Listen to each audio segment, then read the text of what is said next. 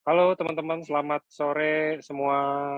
Ya, jadi hari ini kita kembali di Zoom hari Sabtu lagi, Zoom dokter ya hari ini. Jadi hari ini kita biasa kalau di AFC kita adain seminar kesehatan, kita bahas lebih dalam tentang produk dan lain-lainnya. Jadi hari ini kebetulan uh, tamu speakernya itu ada dari Dr. Trevino. Jadi kita bakal bahas banyak hari ini tentang Omikron tentunya, karena tema hari ini juga Omikron. Banyak yang ngomong ya, maksudnya kayak Omikron itu apakah ini tanda dari berakhirnya COVID-19 gitu kan. Jadi hari ini kebetulan saya lagi di venue acara juga teman-teman di Borobudur.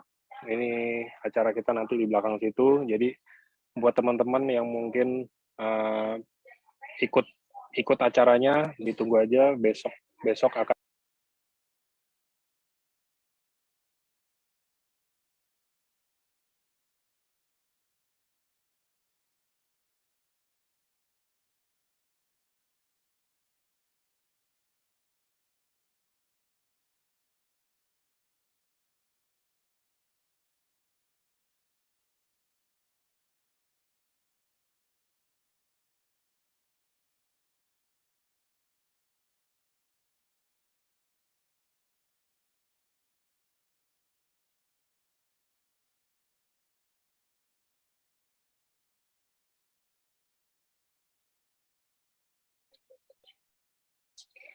Maaf teman-teman, keputus klum ini di handphone karena sinyal di sini nggak gitu bagus. Jadi saya nggak bisa nge-host hari ini, dibantuin sama staff di Jakarta.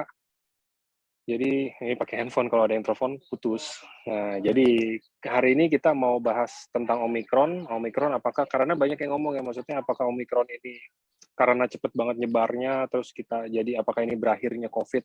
Jadi teman-teman mungkin lama-lama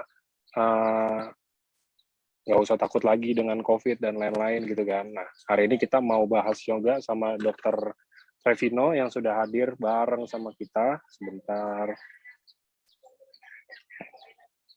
Nah, ini dia. Oke, halo, selamat sore dok. Halo, sore. Selamat sore. Ya, saya lagi sama kayak Dokter Trevino nih backgroundnya nih, gunung-gunung Borobudur juga kayaknya. Nah, jadi kita hari ini kira-kira mau bahas tadi yang saya ngomongin kan tentang Omikron dok. Benar nggak sih dok? Kalau maksudnya ada kayak kalau dari sisi yang praktisi kedokteran apa gitu, kira-kira ada teori gitu juga nggak sih dok? Kayaknya ini Omikron berakhir nih di sini nih. Ya, banyak sih ada tulisan, tapi sebenarnya berakhir tuh definisinya sih yang penting. Kita maksudnya itu berakhirnya apa kan gitu ya. Kita perlu sepakati yang dimaksud berakhir. Udah banyak juga sih ramalan-ramalan, tapi sebenarnya bukan berakhir sama sekali nggak ada ya. Nanti deh lihat di slide-slide berikutnya dalam omongan pembicaraan. Jadi bukan benar-benar sama sekali nggak ada, tapi memang ceritanya lah itu ceritanya berakhir dari pandemi itu pandemi yang berakhir, tapi penyakitnya masih ada. Yes. Pandemi itu apa sih gitu lah, kita lagi bahas lagi. Oke. Jadi kira-kira kita hari ini mau bahas itu ya. Nanti mungkin juga ada sangkut pautnya juga sama produk teman-teman. Jadi ada sangkut pautnya juga sama beberapa produk dari AFC. Mungkin nanti ada Subarasi juga sama dan lain-lainnya nanti dijelasin lebih lanjut sama Dr. Trevino. Oke, biar nggak lama-lama, mungkin silakan dok, waktu dan tempat saya persilakan untuk Dr. Trevino. Silakan dok. Oke, terima kasih. Saya mau share screen dulu. Oke, Bapak Ibu semua, selamat sore. Semoga slide saya juga sudah terbaca dan suara saya bisa terdengar cukup jelas ya. Baik, ini memang challenging nih, Mas Angga ini memang suka kasih topik-topik yang wow. Saya mendadak dihubungin, terus dikasih topik seperti ini, Omikron, apakah tanda berakhirnya COVID-19? Waduh, ini benar-benar challenging ya. Nah, ini untuk Bapak Ibu yang belum pernah kenal sebelumnya, salam kenal. Saya bergabung di AFC sebagai medical expert dari tahun 2018. Dan pekerjaan sehari-hari saya dosen di Fakultas Kedokteran Universitas Indonesia. Banyak orang pikir, ngapain sih udah dosen, dokter kok main di MLM, katanya gitu ya, ada ngomong kayak gitu. Main di suplemen, segala macam. Yang menarik buat saya karena saya sebagai seorang dokter keluarga, praktisi dokter keluarga, saya selalu mengutamakan patient centered ya, apa yang pasien harapkan dan inginkan. Jadi kami mengajarkan kepada mahasiswa, seorang dokter keluarga ini juga harus memperhatikan pasien, maunya pasien apa. Dan belum tentu apa yang maunya dokter itu yang benar loh. Jadi Bapak Ibu juga berani aja, ya. Karena dokter juga belum tentu 100% benar. Nah, dalam konteks seperti itu, ketika orang berbicara suplemen, berbicara tentang tambahan vitamin lah, apa begini begitu, sebenarnya bukan suatu hal yang eee, jelek ya, bukan suatu hal yang sama sekali nggak bagus. Ya hanya memang, antara marketing sama kemudian kenyataan penyakit dan sebagainya itu perlu ada jembatannya. Nah, inilah makanya saya bergabung di sini. Jadi saya kalau pasien saya bilang, "Saya mau begini, mau minum ini," segala macam, saya nggak akan marah duluan. Ada dokter yang, begitu bilang pasiennya mau ini mau itu langsung alergi ya, langsung marah-marah. Saya nggak gitu. Jadi saya mau mengajarkan juga integratif medicine. Jadi kita menggabungkan apa yang pernah dipelajari di Fakultas Kedokteran sebagai Western medicine. Tapi Bapak Ibu juga mungkin dalam pengalaman hidup dari kakek neneknya, ada jamu-jamu yang bagus, ada contohnya SOP ini juga adalah warisan dari nenek moyangnya orang Jepang ya. Dan itu belum tentu jelek. Buktinya kan dulu orang-orang bisa survive. Ya, nah itu yang kemudian suatu local wisdom ya yang kemudian bisa kita integrasikan dengan Western medicine ya. Sebenarnya Western medicine juga kedokteran baratnya juga kedokteran tradisional ya. Cuma tradisionalnya orang Eropa gitu ya, tradisionalnya orang Yunani. Nah, inilah saya di sini makanya bergabung saya sebagai dokter keluarga, terutama sebagai dokter keluarga, bukan sebagai ya sebagai dosen juga lah. Kenapa? Karena di sini saya mau sharing juga pemikiran-pemikiran kepada Bapak Ibu juga ya. Nah ini kalau pernah lihat di Kompas nih, ada tulisan menebak masa depan COVID-19 di Indonesia dari pandemi menjadi epidemi. Wah, seru nih. Ini saya langsung screenshot ya dari Kompas. Nih Bapak Ibu bisa lihat bahwa sudah ada pemikiran-pemikiran seperti ini. Kira-kira COVID-19 di Indonesia kayak apa nih ya? Ini siapa sih yang nulis nih? Coba lihat di sini kecil tulisannya. Yang nulis ternyata saya juga ya. Jadi saya sharing pemikiran saya. Tapi tulisannya udah cukup lama ya. Artinya nggak terlalu relevan lagi mungkin dengan kondisi sekarang karena ada perubahan-perubahan lagi ya. Dan bukan sesuatu yang namanya tabu atau apa ya. Orang-orang merindukan supaya COVID-19 ini berakhir ya. Ya emang begitu. Semua merindukan ekonomi perbaikan dan sebagainya. Hanya merindukannya seperti apa itu dulu ya. Orang-orang sebenarnya seharusnya sudah mulai adaptasi dengan new normal. Jadi udah nggak bisa lagi yang seperti dulu gitu. Harus berubah ya. Nah ini ada Bapak Ibu bisa lihat kita ada copy paste dari Satgas COVID-nya nasional ya, tentang kondisi dari COVID-19 kita. Ini Bapak Ibu bisa lihat nih Juli Oktober ini kan terjadi kenaikan ya. Pasti ingat ya besar-besarnya Delta. Nah sekarang mulai Januari ke Februari naik lagi dan ini sekarang udah lebih tinggi daripada yang Juli tadi ya. Dan orang memperkirakan ini Omicron. Ya nggak salah ketika orang berpikir N ya. Kenapa orang berpikir apakah ini akhir dari corona dari COVID-19?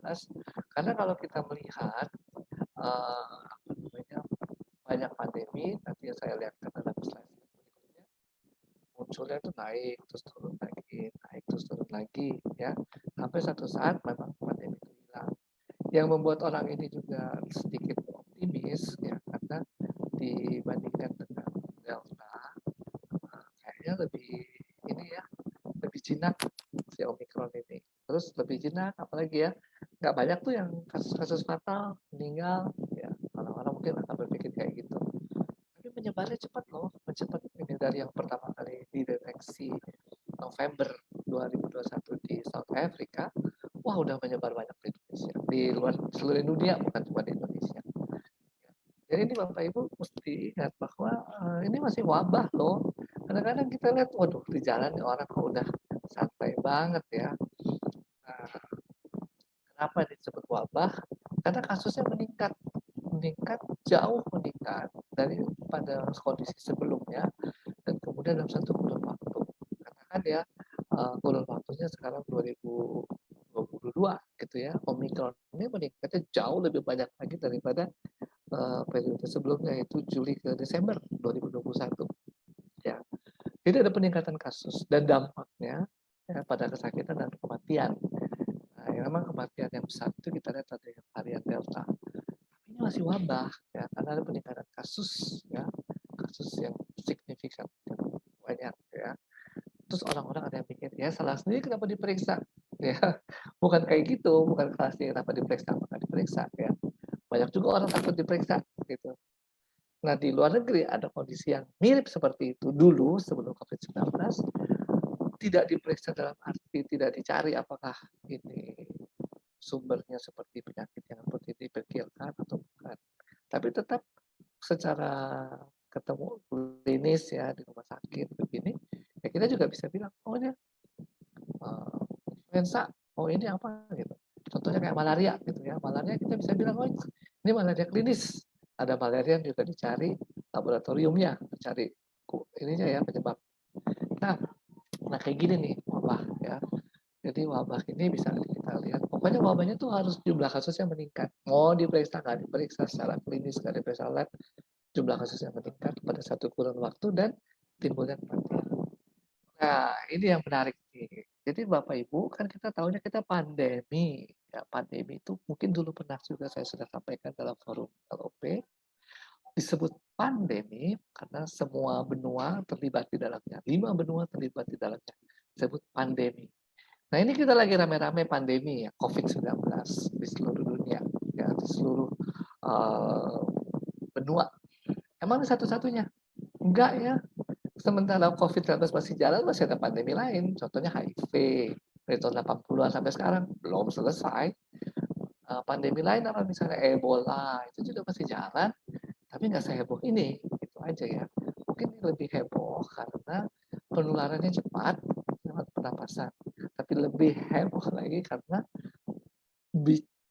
materi ini orang tuh membuat banyak sekali materi-materi baik dari WhatsApp, dari media sosial lainnya yang simpang siur ya dan berdampak pada ekonomi. Makanya ini kelihatan lebih heboh lagi dan tertutup ya. Di bawah pandemi yaitu kalau beberapa negara terlibat disebut epidemi. Di satu area terbatas disebut endemis. Jadi kayaknya saya baca-baca ya waktu si Mas Angga kasih topik ini ya, apakah ini berakhirnya COVID-19? Ternyata kalau diteliti, berakhirnya pandemi COVID-19. Bukan dibilang berakhirnya COVID-19, tapi berakhirnya pandemi COVID-19. Jadi pandeminya ini menurun, pandemi melibatkan 5 benua menurun ya dengan segala macam. Ya. Ini saya kasih lihat lagi ya kriteria dari WHO untuk suatu disease outbreak, suatu wabah ya. Suatu wabah itu ya bila terjadi ada peningkatan kasus ya, atau juga dalam konteks WHO ini ada peningkatan potensi yang bisa mengganggu ya, masalah kesehatan di nasional. Kemudian juga membuat dampak serius pada kesehatan masyarakat ya dan menjadi concern dari publik ya. Nah, terus kapan dong kita anggap selesai? Ya. Jadi kita anggap selesai kalau positivity rate-nya turun. Sebenarnya kita sudah pada tahap itu loh, sejak Juli ke Desember itu ketika kasus positifnya di bawah 5%. Itu udah sesuai, bahkan kita udah wah hebat, dianggap Indonesia hebat ya bisa menurunkan kasusnya sampai di bawah 5%. Nah, itu ketika varian-varian COVID-nya udah ini ya, atau udah teratasi lah katakan kayak gitu.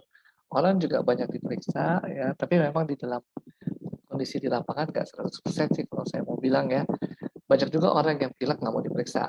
Ya. Sedangkan yang membuat positivity rate-nya turun karena yang diperiksa itu yang pelaku perjalanan toh, yang udah yakin ya pasti ini juga sehat kok, udah dibeli tiket segala macam, ketika diperiksa ya negatif lah, sehingga jumlah orang yang positif dibagi jumlah orang yang diperiksa sangat rendah ya.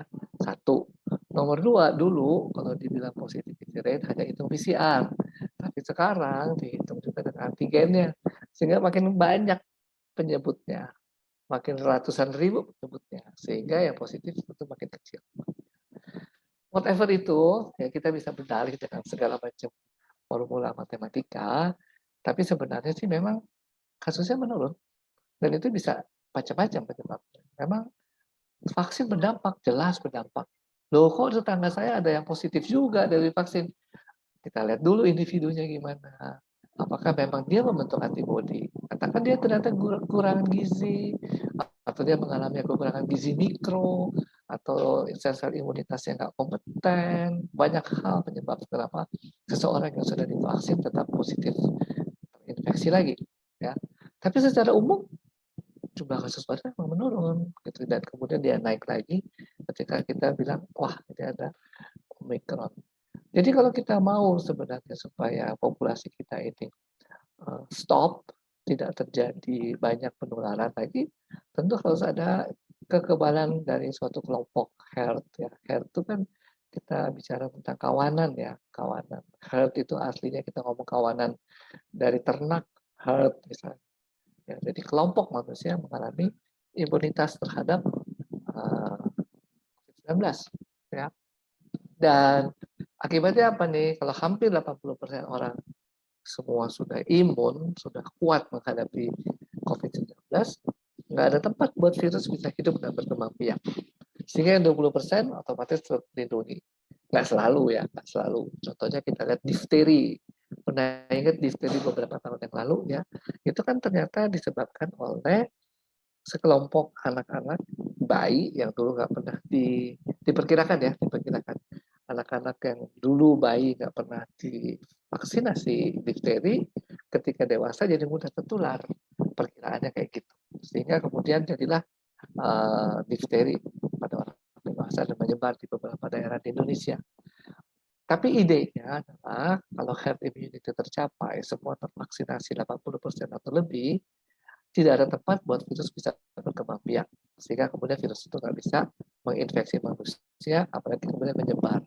Jadi virus itu bisa menyebar setelah menginfeksi manusia, kemudian keluar dalam bentuk droplet atau aerosol ke manusia lain lagi.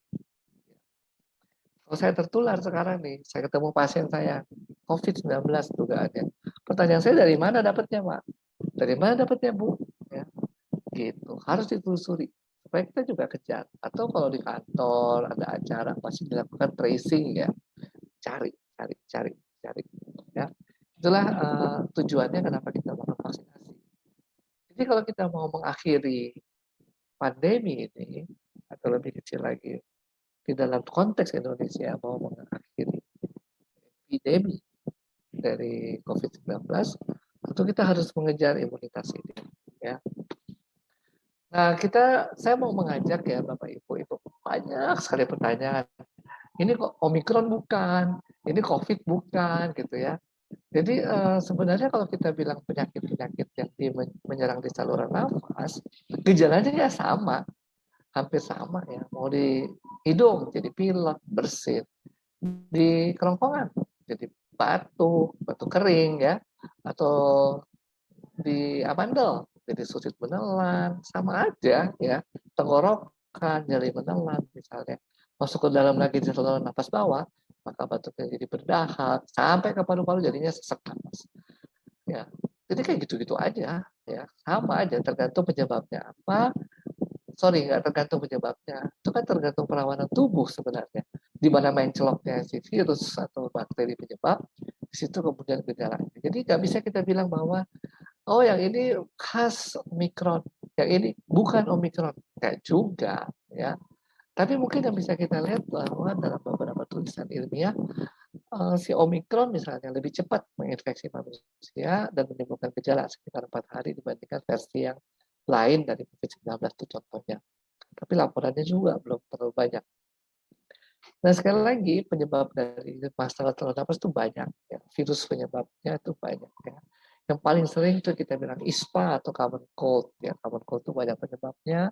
Virus-virus yang sebenarnya jinak, ya bisa self-limiting disease, bisa sembuh sendiri. Misalnya ada rhinovirus, ada coronavirus. Coronavirus juga termasuk virus-virus yang bisa disembuhkan atau bisa diselesaikan masalahnya oleh tubuh. Ya. Ada lagi virus influenza itu juga penyebab batuk pilek. Ya, tapi lain. Kalau kita bilang flu, common cold itu sebenarnya bukan influenza. Influenza adalah masalah saluran nafas disebabkan oleh virus influenza. Ya. Beda. Nah ini kalau Bapak Ibu lihat pandemi influenza itu banyak ya.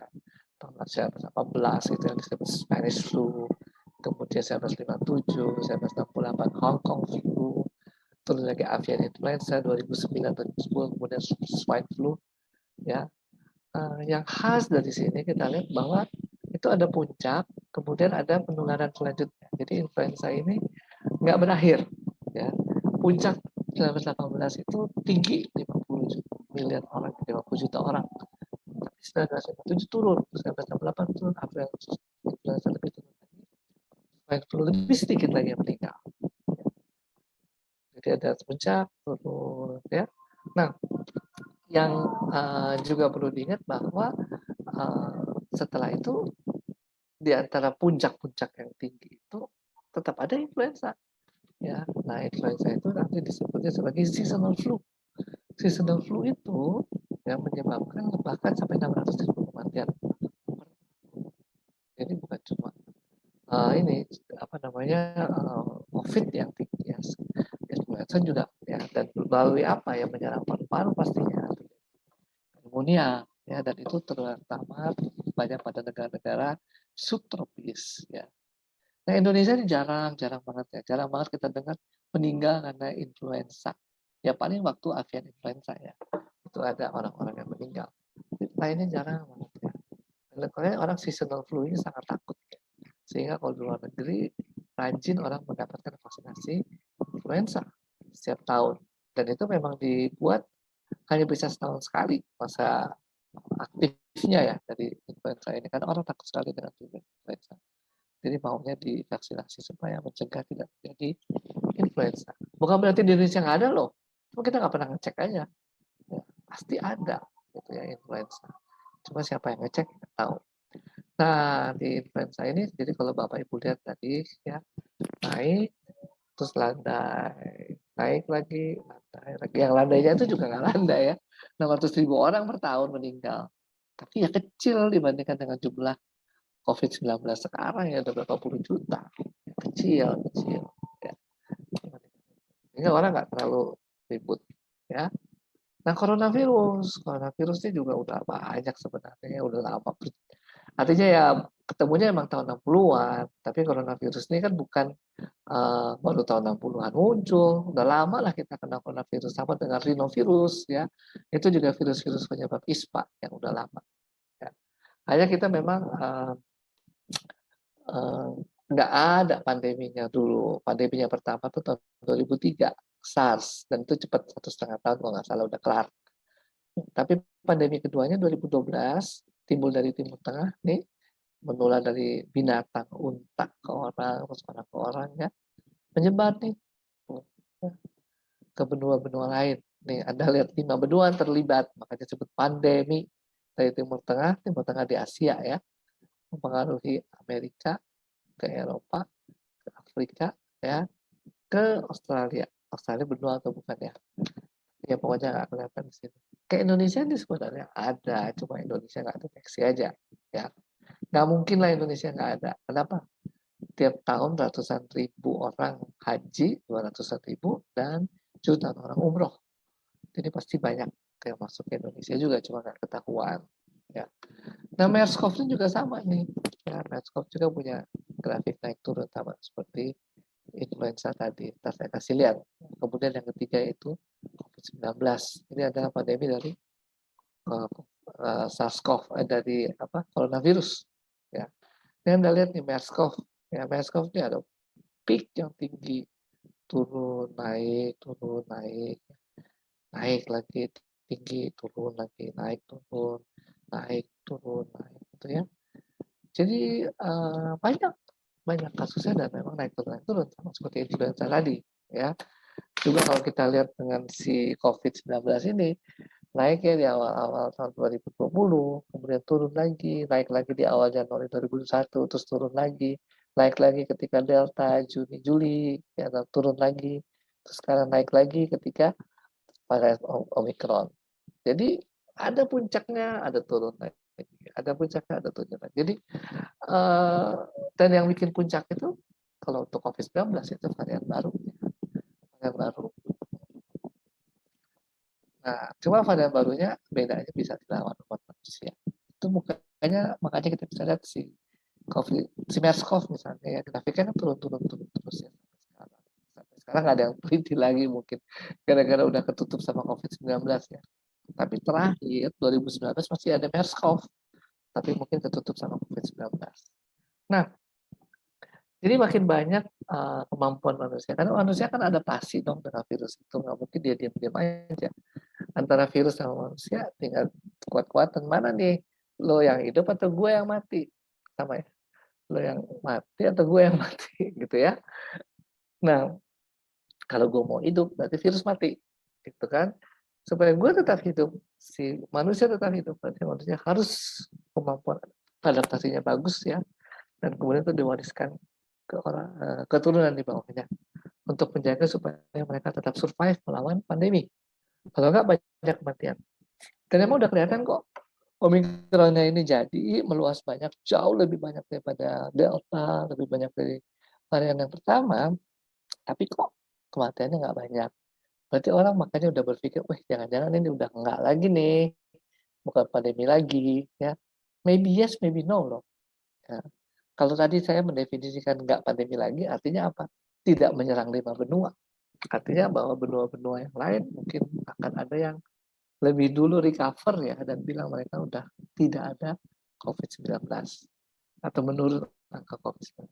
Tapi kalau lainnya nanti artinya gini ya, pandeminya berakhir karena mungkin istilah pandeminya itu definisikan sebagai dunia terlibat semua. Mungkin sudah nggak seperti itu lagi. Sehingga kemudian kalau nggak berakhir, seperti tulisan saya di awal tadi yang saya sajikan, berbentuk apa jadinya? Berbentuk suatu bisa epidemiologi di suatu daerah, atau bisa endemicity di suatu daerah. Itu kira-kira berakhirnya. Ya, karena kita lihat di sini pengalaman sejarah, nggak ada yang benar-benar end. Yang semua naik turun, naik turun, naik turun. Mungkin yang benar-benar selesai itu SARS. Ya. SARS dari Hong Kong. Tapi yang who knows ya benar-benar selesai, orang nggak cari atau jadi pembawa, kan bisa jadi. Kita bisa jadi pembawa tanpa kita mau menyadarinya. Ya. Nah, caranya orang melawan itu adalah dengan vaksinasi, ya. Kemudian juga kombinasi ya dengan mungkin makanan dan sebagainya ya. Nah, kalau kita mau bilang kemampuan umat manusia untuk melawan virus, ya tentu saja kita melihat herd immunity-nya tadi. Nah, herd immunity ini diperoleh dari mana? Dari orang-orang yang makan, terinfeksi, ya, atau dari orang-orang yang OTG juga bisa, ya. Jadi semuanya itu terhitung di dalamnya dan kita bisa melihat bahwa baik si vaksinasi maupun juga orang yang sakit meningkatkan jumlah orang yang sudah punya antibodi. Ya, sakit berarti kan kemasukan antigen juga, ya, dan itu meningkat antibodinya karena dia udah pernah sakit. Nah, kalau kita lihat nih badai Omikron nih naik cepet loh Anda bisa lihat di situ ya. Nah, gejalanya tapi nggak berat seperti Delta ini kenapa ya orang masih bingung. Bisa jadi gara-gara vaksin ya, vaksinnya benar gitu ya. Kemudian tidak juga banyak kasus kematian. Oke lah kita senang dong, ya, puji Tuhan nggak ada lagi kematian seperti dulu ya. Barangkali kalau teman saya yang ekstrim bilang alam sudah selesai membersihkan katanya, itu udah nggak ada lagi yang meninggal, yang masih sisa. Ya jadi katakan misalnya ada kematian 200 orang misalnya dalam minggu kemarin gitu ya. Nah, mungkin kalau kejadian itu tidak ada Omikron, tetap 200 orang juga kira-kira yang meninggal. Misalnya gara-gara sakit, atau gara-gara stroke, atau gara-gara apa gitu. Nah, itu mau menunjukkan bahwa artinya kasus kematiannya nggak banyak ya, dengan si Omikron ini. Kemudian banyak orang juga testimoninya, kok cepat sembuh ya, gitu. Ya mungkin aja. Dan jawabannya mungkin karena vaksinasi sudah terjangkau luas, ya, sehingga orang-orang yang sudah divaksin terinfeksi oleh COVID-19, ya dianya lebih cepat lah ya bisa melawan apa namanya si COVID-19 ini. Kemudian yang lain apa sih? Yang lain tuh kondisinya Indonesia udah mulai banyak sih menurut saya ya kesadaran tentang penyakit-penyakit kronis ya, kesadaran juga tentang penyakit-penyakit infeksi sehingga orang berusaha mengontrol. Karena dengan itu terkontrol, ketika ada infeksi COVID-19, orang tidak jatuh dalam penyakit yang lebih dalam lagi. Ya. Kemudian pelayanan kesehatan lebih siap. Memang betul. Ya. Oh, satu lagi, gaya hidup. Gaya hidup setiap orang berubah. Benar. Sama juga kita dipaksa mengikuti adaptasi new normal. Ya kan? Terpaksa berubah dong gaya hidupnya. Kalau sekarang kita jalan-jalan nggak pakai masker, aduh rasanya gimana gitu ya. Jalan-jalan misalnya apa ya, paling sering mungkin nggak pakai masker, tapi misalnya kita di tempat makan nggak cuci tangan, masuk ke tempat makan nggak cuci tangan misalnya, itu sesuatu yang lain juga, tapi juga menjadi suatu masukan buat kita ya. Nah, jadi gaya hidup berubah ya, dan ini pernah ada satu penelitian menarik dari mahasiswa kedokteran di Purwokerto, meskipun nggak dipublikasikan. Sekelompok orang tuh dengan new normal dikumpulkan dan sekelompok orang lagi yang belum melakukan new normal. Lalu dibandingkan gitu ya. Salah satu yang menarik buat saya bahwa orang-orang yang new normal ini beranggapan dia lebih sehat kok. Dia nggak sakit, berkurang tuh kejadian sakit gitu ya pada orang-orang yang melakukan adaptasi new normal ini dengan baik. Nah, itu termasuk gaya hidup ya, gaya hidup ketika kita. Tapi orang yang tetap sama aja gitu ya, nggak berubah, nggak divaksin misalnya atau nggak melakukan adaptasi lain, itu kok masih bertahan. Mungkin aja mekanisme lain yaitu herd immunity juga berlaku. Nah, kita seyogianya sih tetap ada pada kondisi yang sama-sama secara masyarakat luas mau menunjang pemerintah supaya usaha-usaha pemerintah mengendalikan Omikron ini lebih baik. Ya. Jadi kita perlu apa sih? Ya ikut vaksinasi dong. Gitu ya. Jangan cuma kita ya ikut-ikut doang, kita nggak jangan dong. Ya. Pemerintah udah menjaga, gitu ya, udah membuat suatu aturan, memberikan kesempatan, ya ikut aja, mumpung nggak bayar. Ya. Terus kemudian ya sistem kekebalan tubuh perlu dipersiapkan. Mungkin dalam beberapa bulan yang lalu saya menceritakan tentang probiotik. Probiotik itu ada di mana? Di usus-gusi, ya dua macam. Probiotik di situ banyak. Kemudian selain itu ada antioksidan. Antioksidan juga hal-hal yang penting yang dibutuhkan oleh tubuh kita. Ya. Jadi kekebalan tubuh kita harus dipersiapkan. Ya. Kemudian yang kadang-kadang kurang ini adalah diperiksa. Orang takut diperiksa. Padahal itu sebenarnya penting. Penting ketika kita diperiksa, nomor satu untuk kita waspada, kita melakukan pengobatan pastinya. Tapi juga diperiksa itu penting karena mungkin ada orang-orang yang punya komorbid. Dan itu kita harus hindari.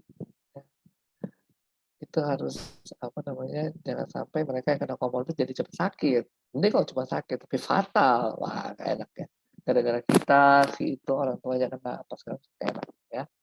Jadi memang betul-betul bagian dari gaya hidup yang baru mungkin yang diperiksa-periksa di swab antigen. Banyak yang nggak suka sih. Tapi mau rapat, swab. Mau ada pertemuan di gedung, swab. Mau ini swab, mau itu swab ya. Itu jadi kayak gaya hidup yang baru akhirnya ya. Ketika kita mau di swab, swab, swab. Nah itu yang kemudian menjadi apa concern ya. Concern. Nah yang lain adalah belajar berpikir positif dalam setiap bencana. Pasti ada hal baik yang bisa kita dapatkan. Itu yang penting juga untuk membuat kepala kita tenang dan kalem. Ya. nggak apa ya, nggak kuat, nggak melulu cari-cari ini ya, usaha gimana, tapi kita harus tenang, kalem ya. Salah satu yang bikin kita nggak kalem juga apa sih? Karena kan kita semua terpaksa hampir sebagian besar harus WFO, salah, WFH, home, ya, work from home. Itu membuat apa? Membuat kadang-kadang orang jadi stres, aduh gua ngapain di rumah terus, nggak bisa gini, nggak bisa itu, nggak bisa ini, nggak bisa itu. Itu satu. Terus orang di rumah didatengin lagi satu tim dari puskesmas pakai stres lagi, ya, dibilangin macam-macam, ya nggak. Jadi itu juga salah satu ini ya, namanya metode kesembuhan dengan kita coba belajar berpikir positif. Ya. Atau malah lebih gampang lagi disebut, ayo dong happy, ayo kita belajar kita happy. Jadi semua kesulitan pun kita hadapi dengan happy. Ya. Nah itu yang kita perlukan nih sebenarnya untuk kita mau menyelesaikan. Nah, apa sih kaitannya dengan produk ya? Tentu kan Bapak Ibu juga sudah tahu bahwa kita punya satu sistem marketing, ya, satu sistem marketing yang kerjanya secara membahu-membahu. Itu ada income generating di situ. Udah pasti di situ ya Bapak Ibu juga akan merasa secure ya. Kenapa? Karena kalau kita menjalankan program ada income generating, ada penghasilan di era kayak sekarang ini malah ketika susah banget ya mau cari kerja, banyak orang yang kemudian juga akhirnya putus kerja dan ada yang kembali menjalankan online dan sebagainya. Itu salah satu keuntungan Anda ada di sini ya, di AFC ini. Yang lain yang menjadi keuntungan karena produknya tentu saja. Jadi produknya itu yang inti yang ada Bapak Ibu juga tahu kan ada SOP Subarasi dan juga ada Utsukushi ya. Dan apa sih kaitannya? Uh,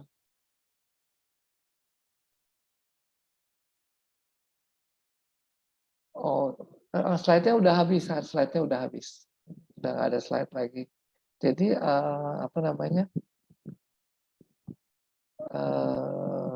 Ini saya sambil baca ada message ya, slide-nya sudah habis. Jadi tadi ya, ketika terakhir kita mau ngapain nih ya, saya bawa lagi next slide. Vaksinasi dan sebagainya, kita perlu mempersiapkan diri kita.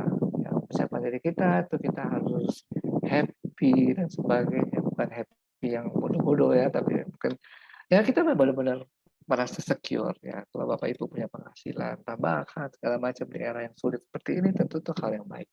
Kemudian yang lain adalah apa namanya dengan produk yang ada probiotiknya, memperkuat pertahanan tubuh kita. Di dalamnya juga kalau kita punya antioksidan juga membantu tubuh kita bisa memperkuat ya daya tahan tubuh kita, mengurangi risiko-risiko ya karena setiap kali ada inflamasi, ada radang, ada segala macam itu juga sesuatu yang membuat tubuh kita rentan. Nah, oke, ini yang saya mau sharingkan ya Bapak Ibu. Kalau dibilang berakhirnya COVID-19, yang paling mungkin adalah berakhirnya pandemi. Ya, meskipun saya nggak yakin juga pandemi bisa berakhir dalam konteks kita bicara pandemi 5 benua terlibat. Ya. Jadi kalau 5 benua terlibat sebenarnya gimana sih? Gitu. Apa benar dia berakhir? Mungkin ya, karena gini, kalau semua makin banyak yang terinfeksi, akhirnya makin banyak orang yang kebal. Nggak akan lagi kena COVID-19, nggak akan kena lagi gitu ya. Tapi ya who knows ya, harapannya kayak gitu. Tapi kita kombinasi dengan semakin banyak orang yang divaksinasi. Nggak cukup nih, ternyata kan kita punya pengalaman, orang yang divaksin kok masih ada yang positif juga. Nah itu yang kita perkuat imunitas tubuh kita.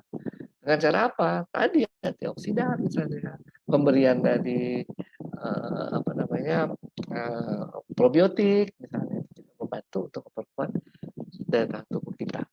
Nah, ditambah kemudian hormon kita supaya hormon happiness-nya keluar. Dan hormon happiness-nya keluar misalnya salah satunya secure ya. Secure dengan penghasilan ketika Bapak Ibu tetap apa namanya? Tetap ini ya, tetap jalankan produk ini. Di luar dari ini yang menjadi apa namanya?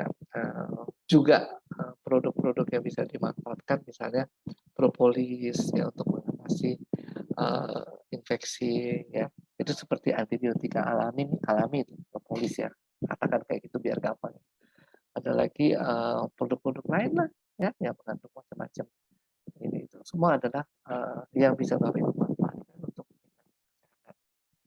Nah, saya pikir sharing saya sampai di situ ya. Ketika kita berpikir tentang Omicron selesai, semua mau menyelesaikan pandemi COVID-19, semua mengharapkan ke situ. Ya, meskipun belum sampai ke sana. Nah, Bapak Ibu, sekarang kita ngobrol-ngobrol aja. Kira-kira Bapak Ibu ada yang mau disampaikan di apa namanya ditanya, boleh aja kita ngobrol-ngobrol di sini ya. Karena kalau saya pikir mendingan kita interaksi aja ya. Kalau dengar saya terus nanti bingung. Kata sih bingung apa nggak bingung. Silakan Bapak Ibu. Kalau ada yang mau diobrolin, mangga. Ini saya lihat di apa chattingnya banyak nih ya. Coba saya lihat chattingnya ada apa aja. Selamat sorenya banyak. Terima kasih, selamat sore semua. Banyak orang sekarang ya berkeliaran ya dalam keadaan sakit ya dan nggak mau swab, dianggap flu biasa saja ya. Memang banyak nih yang kayak gitu ya. Banyak kayak gitu. Terus kita mau bilang apa ya? Kita mau marah-marah juga nggak bisa ya. Jadi apa namanya nggak bisa ini dah. Beberapa hari hasil antigen bisa terdeteksi atau setelah kita nggak sadar kumpul dengan orang-orang yang terpapar. Antigen itu sebenarnya directly ya harusnya bisa 1-2 hari udah bisa mendeteksi. Nah, yang penting virus itu masuk ke dalam sel tubuh kita dan kemudian apa namanya bisa menyebar, menimbulkan penyakit sehingga keluar ini apa namanya antigennya terekspos dan kita bisa swab bisa keluar dalam beberapa hari sebenarnya bisa. Ada yang bilang mungkin lebih bagus untuk screening awal antigen, kemudian setelah 3-4 hari baru PCR. Ya, kalau dibilang yang lebih sensitif tetap PCR sebagai satu standar bakunya. Gitu. Jadi emang bisa dari awal 2-3 hari kita bisa. Kemudian ini ada pertanyaan lagi, saya positif dengan hasil tes PCR tanggal 12, tetapi saya tidak bergejala sama sekali dan tanggal 16 kemarin PCR lagi hasilnya negatif. Oke, memang begitu ya.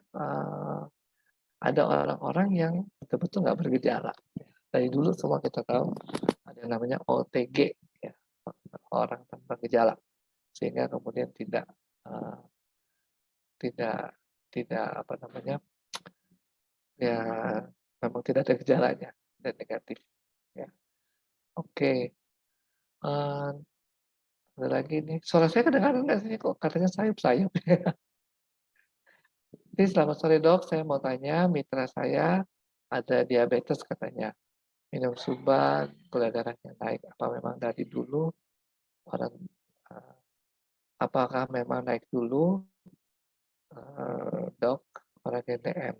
Oke, Truarasi tidak mengandung gula ya. Jadi Bapak Ibu bisa lihat di dalam kandungannya pemanis itu tidak sama dengan gula. Pemanis itu ya ini apa namanya sweetener ya, sedangkan gula itu sugar ya bahasa Inggris ya. Jadi beda. Kalau sweetener itu tidak mengandung kalori, kalau gula menghasilkan kalori. Jadi kalau dibilang orang DM kemudian naik gula darahnya, tentu kita harus evaluasi kenapa. Orang terlalu ketat diet juga nggak bagus. Jadi kalau terlalu ketat dietnya malah gula darahnya diproduksi sendiri oleh tubuh sehingga malah nggak terkontrol. Ya. Oke, so kalau teman kena Omicron, info jelasin tentang UTSU. Ya itu tadi ya saya sudah jelaskan. Ada fungsi-fungsi dalam UTSU seperti probiotik, kemudian juga di dalamnya ada apa namanya ada antioksidan. Itu adalah hal-hal yang bisa positif yang menunjang imunitas tubuh kita. Kemudian apakah positif COVID masih Omicron? nggak tahu. Tapi Omicron bisa terdeteksi dengan alat-alat yang ada sekarang, mau swab antigen maupun apa namanya yang lain, ya PCR, itu semuanya bisa mendeteksi Omicron. Nggak ada yang nggak bisa mendeteksi, semuanya bisa mendeteksi ya. Apakah kita harus kurangi konsumsi gula dan karbohidrat? Begini, jadi kalau kita ada infeksi, ada radang. Radang ini meningkatkan gula darah kita. Ya. Jadi untuk mengurangi gula darah kita, gula memang harus kurang konsumsinya. Tapi karbohidrat, gula sama karbohidrat mudah-mudahan Bapak Ibu jelas bedanya. Gula nih kalau Bapak Ibu beli gula pasir itu gula, ya. Mau bentuknya saset, bentuknya kiloan itu gula. Tapi karbohidrat itu bentuknya adalah nasi, roti, tepung, itu karbohidrat. Itu kumpulan dari gula. Nah, kumpulan dari gula tetap harus ada. Kenapa? Karena tubuh kita membutuhkan untuk sumber energi. Itu namanya gula kompleks atau karbohidrat kompleks. Tentu yang lebih bagus yang natural, yang alami. Jadi ibu makan dari makanan, sumber makanan. Karena kalau ibu ngomong tepung, bapak ibu ngomong tepung, itu sudah konsentrat. Jadi akan lebih banyak lagi konsentratnya, ya kadarnya. Jadi kita tetap minum, makan gula, karbohidrat, maaf, dalam jumlah tertentu, ya. Dan tujuannya apa? Supaya diabetesnya terkontrol. Sehingga ketika seseorang positif Omicron atau COVID-19 yang lain, dia tuh tidak membuat kerusakannya lebih banyak, ya. Kerusakan lebih banyak itu akibat apa sih sebenarnya? Ya karena gula darahnya nggak terkontrol.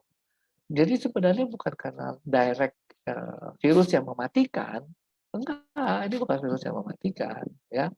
Tapi lebih banyak karena dampaknya, efek sampingnya kepada kondisi-kondisi tubuh yang sudah ada sebelumnya, komorbid istilahnya, itu yang menyebabkan kita harus kontrol gula darah kita supaya kalau kita terinfeksi COVID-19, terinfeksi Omicron, itu misalnya tidak menyebabkan fatal. Ya. Lalu isomannya berapa hari? Isomannya bisa 10 hari, bisa 7 hari, ya. Itu variatif, ya, tergantung dari bagaimana kita bisa melawannya, ya, daya tahan tubuh kita. Pada dasarnya semua virus adalah bisa sembuh sendiri. Istilahnya self-limiting disease, ya. Kecuali HIV kayaknya. Kenapa? HIV yang diserang itu adalah daya tahan tubuh kita, ya. Terus ada virus-virus yang kerjanya jauh lebih cepat daripada tubuh bisa melawan. Kalau tubuh bisa melawan itu karena antibodi dan semua sistem kekebalan tubuh, antibodi aja mungkin perlu waktu 14 hari untuk melawannya, untuk membentuk antinya. Sehingga kemudian sebenarnya kita kalau vaksinasi itu perlu waktu 14 hari. Ya. Itu kalau Bapak Ibu ingat yang umroh harus 14 hari misalnya, vaksinasi baru bisa berangkat. Nah, oke. Itu yang kira-kira bisa kita sampaikan ya. Kalau ada abses di otak, ada abses lebih dan sebagainya, mungkin ditanyakan kepada dokter neuronya ya. Jadi nggak langsung kita ini dokter neurologinya. Oke, ini ada lagi selamat sore dok. Saya bergejala hari Senin, sekarang hari kelima baru PCR. Saya sudah langsung isoman dari hari pertama. Hari pertama sejak bergejala. Saya dari hari pertama sampai sekarang hanya minum suba dan USU 12 saset per hari. Alhamdulillah sekarang gejala berkurang, demam, sakit tenggorokan, sakit. Oke, ini testimoni ya. Jadi Bapak Ibu juga ada orang-orang yang sangat diuntungkan ya dengan minum sudah subarasi ya, 12 saset sehari, sehingga kemudian bisa ada perbaikan yang lebih cepat ya. Nah, kalau kita flu, apakah pasti positif COVID? Enggak juga ya, sudah disampaikan tadi. Kemudian sore, dok, mohon persetujuan. Ponakan saya hamil 8 bulan kena COVID. Apa yang harus diberikan dan takanannya berapa? Kita boleh kasih konsumsi ya, sekali sehari, 2 kali sehari. Tujuannya untuk membiasakan tubuh. Jadi jangan langsung dijeber langsung 14 saset misalnya gitu kan, tubuh perlu adaptasi. belum merespon dan sampai pada konteks tertentu, kondisi tertentu, kita nggak bisa langsung mendapatkan respon yang kita harapkan, karena tubuh perlu proses. Jadi saya sarankan 2-3 saset per hari itu udah bertahap ya, sampai mungkin 4 saset gitu, tapi 1 minggu kita lihat evaluasinya kayak apa. Nggak cepet-cepet langsung kita jebret 12 saset, 12 saset, wah belum tentu bisa langsung respon tubuh kita. Ya. Itu kira-kira bisa kita ini. Saya positif COVID. Udah seminggu setelah PCR. Hari kelima udah keluar dari rumah sakit dan sekarang isoman. Keluhannya saya lemes, gampang capek. Nah, lemesnya kita harus lihat kenapa lemesnya ya. Apakah karena ini ya, harus dilihat lemesnya kenapa. Bisa karena kurangan darah dan sebagainya, kurangan ya atau saturasinya turun, bla bla bla ya. Pokoknya banyak hal. Lemes juga bisa karena kurang cairan, makannya kurang ini ya, itu salah satu yang penyebab dari lemas. Oke. Saturasi 90 sampai 91, oksigennya kurang itu berarti ya. Karena normalnya kita 99. Jadi kalau sampai 90, 91 ya udah pasti turun tuh ya. Efek SOP 100 untuk imun tuh gimana? Jadi memang dari sifat regenerasi selnya satu, sifat regenerasi sel termasuk di sel-sel tubuh yang membentuk imunitas. Itu satu aspek dari aspek dari SOP. Yang kedua dari fungsinya untuk memperlancar peredaran darah. Karena disitulah mobilisasi sel-sel imun kita ya, lewat peredaran darah. Itu kalau peredaran darahnya bagus, lancar, tentu lebih bagus lagi untuk mencapai tujuan imunitas. Oke, Bapak Ibu silakan loh kalau ada yang mau tanya langsung. Ini chatnya sudah hampir semua saya jawab ya. Itu fungsi dari SOP. Ada lagi barangkali yang mau disampaikan secara langsung? Oke, ini ada tentang pengobatan anak usia 6 tahun ya. Silakan. Sini dibilang, tentang kejang epilepsi ya. Ini sebenarnya kalau epilepsi ada kejang, ini nggak terlalu berhubungan dengan topik kita ya. Nah, kalau ada epilepsi mungkin itu belakangan aja ya, bisa lewat dari ini ya, dari manajemen ya, bisa dikirim ke sana pertanyaannya. Ini juga ada pertanyaan yang langsung message-nya ke saya tentang vaksin booster. Hasil tes antigen positif, apakah booster menyebabkan positif? Enggak ya. Jadi kalau kita memasukkan vaksin, vaksinnya itu dimasukkan lewat otot ya. Kemudian beredar ke seluruh tubuh, bukan beredar sih, sel-sel imunnya yang berkumpul di situ untuk menimbulkan reaksi pembentukan antibodi. Sedangkan antigen itu tesnya di hidung. Jadi yang dari otot disuntik di tangan nggak lari ke hidung, ya kejauhan juga nggak bisa larinya ke hidung. Ya. Jadi yang di hidung itu infeksi baru. Ya, jadi ini ada pertanyaan, apakah karena divaksin booster setelah 4 hari divaksin booster antigennya positif? Jadi apakah gara-gara di booster? Jawabannya tidak. Ya. Itu gara-gara ketika di booster berkerumun. Ada yang positif, ketularan lah di situ. Ya, tapi bukan gara-gara vaksin ya. Karena vaksinnya disuntik di otot. Jadi nggak mungkin tuh vaksinnya kemudian ke hidung kita. Lalu di swab positif. Ya, nggak bisa kayak gitu. Ya, tidak ada jalannya untuk ke situ. Dok, misal sebelum kena booster, kena COVID. Kapan boleh booster? Ya sebenarnya COVID itu atau terinfeksi COVID itu booster juga ya. Karena yang dimasukkan kan virusnya. Ada bagian dari virusnya, ada virus utuh, Sinovac, ada materi genetiknya, seperti Moderna itu adalah materi genetiknya, gitu ya. Nah itu yang dimasukin bagian dari virus. Sehingga kalau kita dapat virus yang utuh, ya sebenarnya sudah booster, ya. Kapan mesti di booster lagi? Sebenarnya belum ada yang tahu ya. Ada yang berpikir 6 bulan sekali untuk konteks ini. Ya tapi ininya apa namanya penelitiannya belum banyak lah ya. Dan sekarang itu juga dengan varian yang baru Omicron yang cepat menyebar juga nggak bisa kita nggak bilang bahwa apa namanya vaksinasinya gagal juga, enggak juga sih sebenarnya. Karena kan vaksinasinya terus terang nih kalau saya mau lihat secara nasional aja, udah melindungi kita sejak Juli sampai Desember loh, ya nggak salah, ya. Dan kemudian, vaksin itu lama-lama vaksin, antibodi itu lama-lama habis ya dalam tubuh kita. Kemudian setelah itu katakan orang terinfeksi ya, langsung terbentuk lagi antibodinya ya, oleh daya tahan tubuh ya. Jadi, tentu saja orang ketika nggak punya antibodi, kemudian terinfeksi ya mungkin sakit. Tapi kemudian setelah virus itu masuk, antibodi terbentuk dengan cepat dan dalam jumlah yang banyak, langsung bisa dilawan virusnya sehingga nggak sempat bikin masalah macam-macam, gitu, langsung teratasi ya. Gitu sehingga banyak orang berpikir, oh Omikron lebih jinak, sembuhnya lebih cepat. Memang benar, mungkin juga memang benar ya, karena hasil dari vaksinasinya ya. Oke, yang punya tanggal syaraf bisa divaksin apa enggak? Bisa, sangat bisa. Karena ini nggak cerita ada hubungan dengan saraf ya. Jadi kalau belum divaksin, kalau ada penyakit saraf nggak usah divaksin. Nah ini pertanyaannya masih nyambung nih, kalau udah terinfeksi perlu di booster lagi apa enggak? Sekali lagi pemikirannya masih 6 bulan sekali.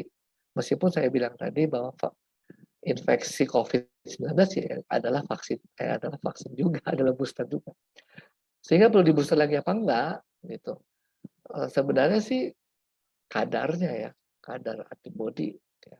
Tapi juga mau ngukur kadar antibodi mahal lagi. Jadi nggak usah diukur deh. Ketika ada booster ya booster aja. Nggak usah nunggu-nunggu lagi gitu ya. Booster aja langsung. Ya. Oke, Bapak Ibu. Gimana? Udah memuaskan harapan? Tapi intinya yang penting kita memperkuat imunitas tubuh kita. Dan tentu saja kita perlu pemberian ini ya, pemberian dari antioksidan tadi, probiotik tadi, itu hal-hal yang penting untuk membentuk tubuh kita. Ini ada pertanyaan lagi, real time tentang real time PCR. Jadi saya juga kurang tahu nih. Boleh jadi PR saya aja ya tentang real time PCR. Nanti diingatkan aja ke pihak manajemen pertanyaan ini supaya saya cari tahu. Mungkin karena singkatannya kali RT-PCR. RT-PCR, RT-nya itu bukan real time tapi rapid test, ya. Rapid test PCR, ya. Saya kurang tahu kalau real time. Kenapa? Karena setelah kita swab nggak real ya, 12 jam kemudian hasilnya baru keluar, jadi nggak real time ya 12 jam. Saya nggak pernah lihat yang begitu di swab keluar hasilnya langsung. Pasti berjam-jam kemudian segitu banyaknya antrian. Sedangkan kita memakai istilah real time itu kalau pada saat kita lakukan pemeriksaan hasilnya langsung keluar. Itu yang disebut real time. Kalau ada singkatan RT-PCR itu berarti rapid test, bukan real time. Kalau dedimer ini 800 dan trombosit plus 50, apakah bisa di booster?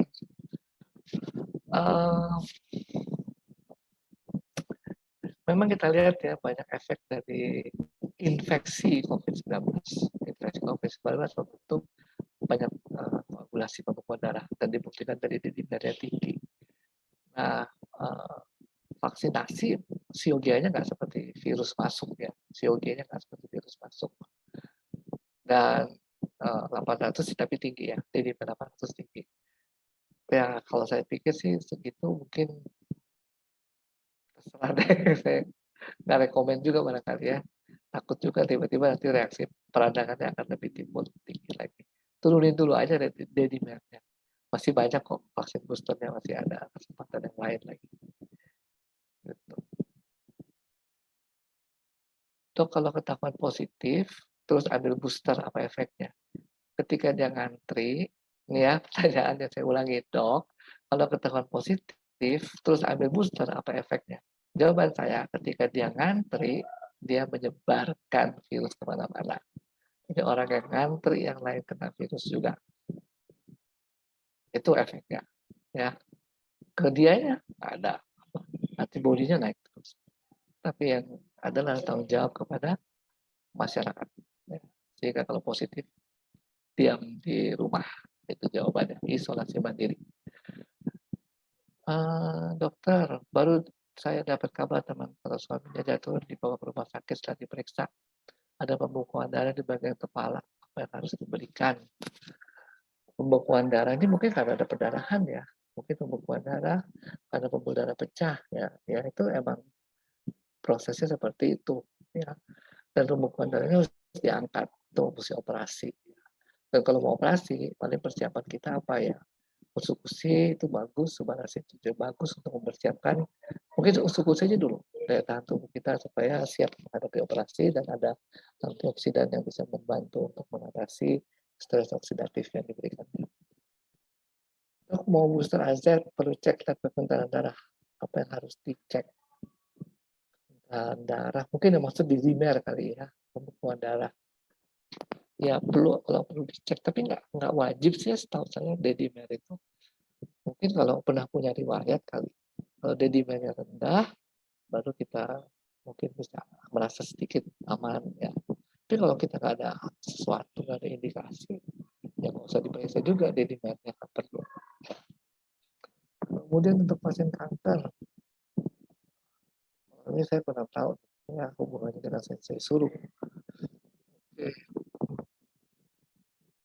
Nanti jadi PR aja. Ya, ada pertanyaan pemberian sensei suruh pada kanker. Kita masih pada COVID-19 tadi masih ada topik-topik menarik ya tentang pembekuan darah, yang pembuktiannya melalui dedimer.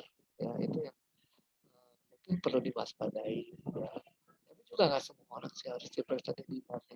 Jadi Bapak Ibu yang memang sudah ketahuan ada masalah koagulasi, yang misalnya timbul penyakit-penyakit jantung dan sebagainya, ya mungkin perlu cek dulu ya. Jangan sampai nanti disuntik virus, disuntik vaksinasi untuk menimbulkan antibody, malah terjadi side effect. Saya sih rasanya begitu, kita ada hati-hati, kemudian daily market turunin dulu lah istilahnya, kita baru kita bisa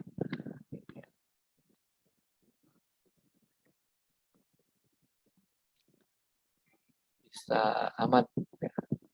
Ada pertanyaan-pertanyaan lain nih tentang kanker. Saya kira kanker ntar aja ya, topik kita mengenai kanker dan itu sudah pernah ada. Balik lagi kalau ada hal yang pribadi, sifatnya personal, itu juga bisa di chat lewat manajemen. Nanti kemudian kami coba jawab. Ya. Member saya di DP 8.000. Ini juga yang 8.000, 800.000 ya, itu tolong dilihat satuannya ya. Saya nggak bisa ngomong sebenarnya satuannya apa, apakah nano ya atau satuannya mikro ya, harus tahu dulu. Suara saya sudah cukup jelas. Ini ada member saya, dedimernya 8.000. Minum SOP malah jadi merah-merah kulitnya. Mungkin ini perdarahan ya, perdarahan di bawah kulit. Ya, merah-merah. Mungkin, tapi saya nggak tahu. Ini mungkin bicaranya pribadi aja nih, yang dedimer 5.000 ya. Dan kalau bisa dikasih fotonya, merah-merahnya seperti apa. Sudah cukup jelas ya.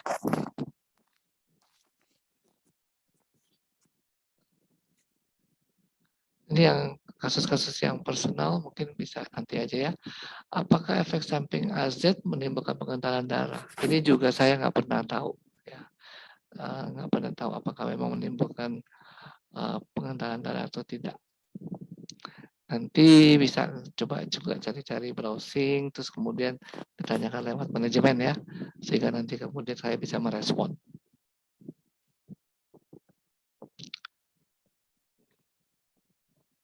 Intinya sih Bapak Ibu tenang ya, belajar happy menerima keberadaan si COVID-19 ini, dan kemudian juga apa ya, nggak usah panik ya, kita jalanin aja ya, nggak bisa diapa-apain. Lewat manajemen itu nomornya Catherine, betul, tanyanya lewat nomornya Catherine ya, nanti dikirim ke saya.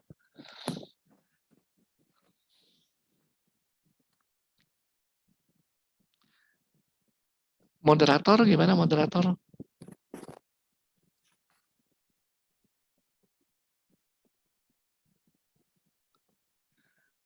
Halo moderator.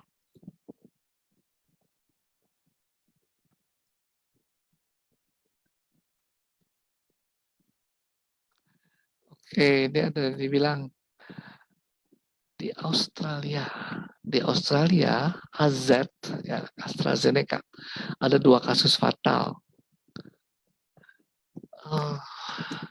Ya 2 ini nggak bilang bahwa seluruh orang akan punya kondisi kayak gitu. Dan kita harus pelajari, ini kan berita ya, berita kan juga nggak berita secara lengkap. Kasus pengendalian darah ini terjadinya kenapa? Ada komorbid apa di baliknya? Jadi Bapak Ibu kalau terima berita juga harus lebih aware ya, harus lebih bijaksana melihat berita itu. Ya, jadi kalau misalnya dibilang ini harus periksa ini, periksa itu ya monggo ya silakan kalau mau dan kalau punya kemampuan. Nggak diperiksa juga bukan berarti kita punya risiko yang sama, belum tentu. Ya, karena yang meninggal karena fatal ini apa sih kondisinya? Kan kita nggak tahu. Kita harus tahu dulu ya. Oke.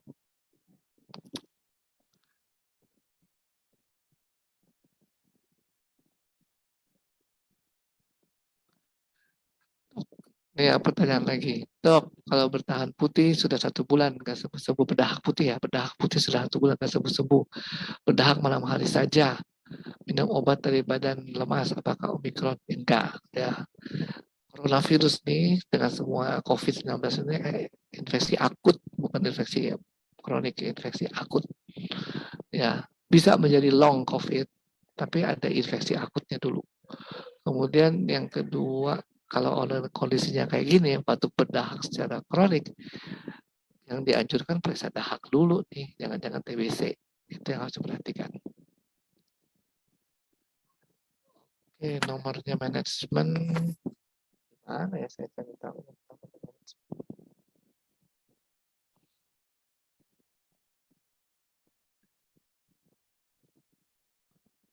Oke, ada pertanyaan lagi?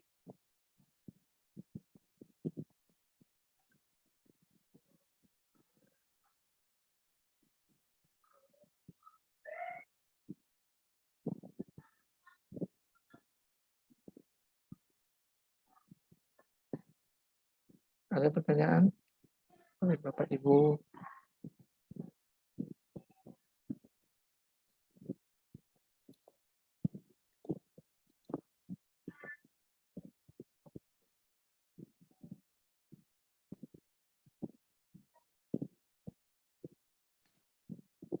Halo dok, Iya. sorry saya baru balik. Ya, Hai. jadi ini udah Q&A ya katanya. Kenapa? Udah lagi mulai tanya jawab belum ini? Udah. Saya udah jawabin yang di chat-chatnya itu saya Oke, udah jawabin. oke. Oke, kalau gitu iya. Sorry ya teman-teman, hari ini saya lagi hektik banget lagi ngurusin acara karena acaranya beberapa jam lagi besok ini malam gak nyampe sehari. Ini Candi Jadi Borobudur ya? iya dok nih. Kira di Hotel Mau mau Borobudur. mau saya ajak ke ini ya venue-nya ya sebentar ya. Kita hari ini sekalian tour buat teman-teman yang mungkin berhalangan hadir, buat teman-teman yang berhalangan hadir hari ini ke Borobudur atau besok nggak bisa ke sini. Ini saya kasih ininya. Iya. Ini kan Candi Borobudur nih. Oh iya ya. Oh, keren. Jadi kebetulan kita acaranya itu pas di depan Borobudurnya. Jadi nanti teman-teman kalau yang emang datang sekarang mungkin udah di Jogja atau udah di mana, nanti kita ketemu di sini. Nah ini acaranya sudah disiapkan semua. Nih, selamat datang menuju acara. Jadi teman-teman, sorry saya sebelumnya mau jelasin juga, kalau khusus untuk acara Spirit of Samurai kali ini, nggak ada live-nya dan kita nggak ini, tapi nanti teman-teman bisa lihat rekamannya sih, nanti kita rekam kok, tapi bedanya cuma nggak ada live-nya aja. Nah ini lagi tes sound, udah kedengeran sayup-sayup suara-suaranya ya kan.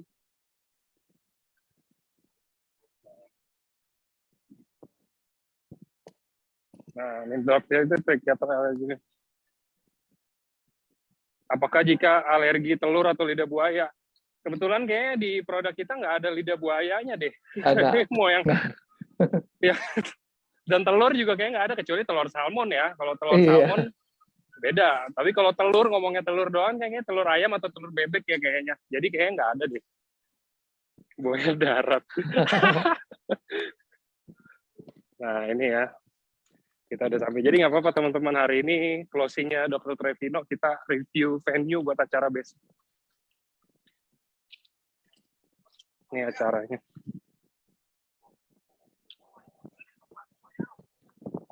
Benar-benar kalau teman-teman yang pada tahu konser, ini kayak konser ini panggungnya 30 meter.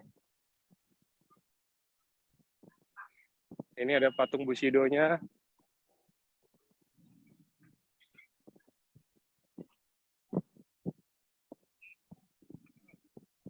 Nah, lihat ya teman-teman, ini Bushido-nya dan ini panggungnya. Nah, jadi deket kok dari panggung, nggak jauh. Nanti ada banyak tim dan panitia juga.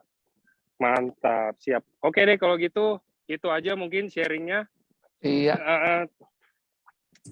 Thank you. Aduh sorry. Thank you buat teman-teman mungkin yang sudah hadir. Sebentar, saya harus minggir ke tempat yang ini sebentar.